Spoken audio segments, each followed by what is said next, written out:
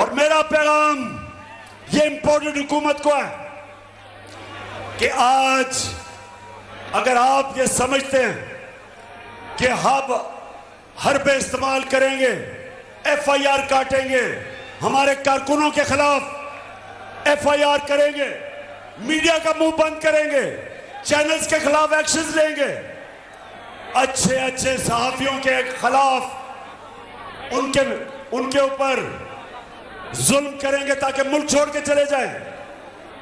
मेरा आज इंपोर्टेड हुकूमत और जो लोग आपकी हिमायत कर रहे हैं सबको पैगाम है, आप जो मर्जी कर लें, ये अब मैच आप नहीं जीत सकते।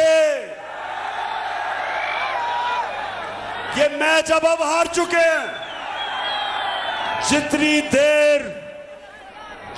देर आप इलेक्शन नहीं करवाएंगे, मुल्क की माइशत और तेजी से नीचे जा रही है। बाहर की दुनिया आपको पैसे देने के लिए तैयार नहीं है। सिंध के अंदर जो सैलाब आया, उमूमन सारी दुनिया आज मदद करे सिंध की, लेकिन सिंध में आसिफ जरदारी जब ऊपर बैठा है, कोई पैसे देने के लिए तैयार नहीं है।